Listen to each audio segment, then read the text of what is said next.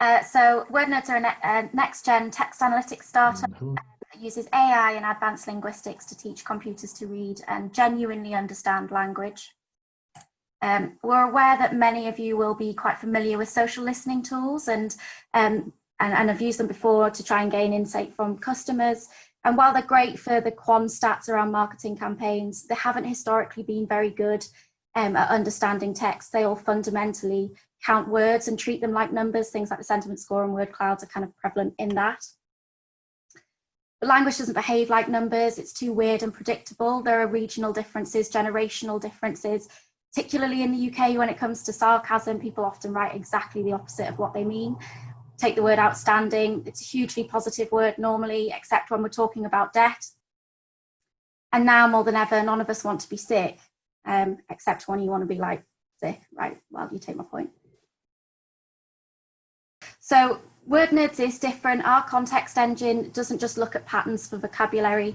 It understands the meaning behind the words themselves, which allows us to group together customers talking about the same thing, irrespective of the vocabulary that they use.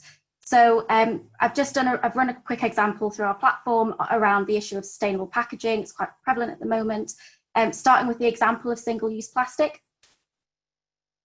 So the AI immediately takes that fragment and makes decisions around people talking about the same issue, even though they're using very different words to express it. And we're calling this AI as a service. With no knowledge of data science or NLP, you can train your own AI model to find a subset of data that you care about, and then find out what people are talking about within that subset and understand how they feel. So I don't know if you can see, but on the right-hand side there in the theme builder, we've actually got lots of different ways in which people are talking about single-use plastic. So how does this work in practice? Well, really, we're segmenting data to find the things that you care about, providing topic analysis so you can very quickly and at scale understand the core topics of conversation, but also understand how people feel about them. It also opens the door to allow you to start asking questions that you need from your customers, to test hypotheses and start spotting issues in real time. Obviously, things around COVID are quite prevalent in that kind of category. But understanding issues around whether or not it's a particular issue for lots of people or a very deep issue for a small subset, of which it could be a deal breaker, and understanding as well, how do you, if this is an issue that affects you or everyone in the market. And then to just end, I've got a couple of brief examples that hope bring this to life a little bit more. So we work with Tommy Tippy, which is a baby manufacturer for those who are familiar and are parents. We analyse all of their reviews across all of the different e-commerce platforms. And what we actually found in one of their leading products, which is the Perfect Prep machine, it's a baby bottle heating machine, which is a godsend in the middle of the night.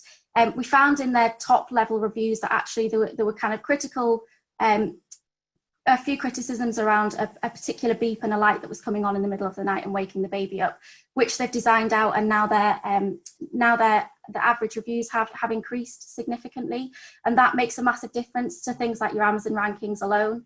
In a potentially similar space to you, Ryan, as well, I think we also work with P&G around market and trend analysis, monitoring the market for new drivers, and we're looking specifically at their laundry section, laundry markets at the moment, that helps to inform product development and campaign strategy.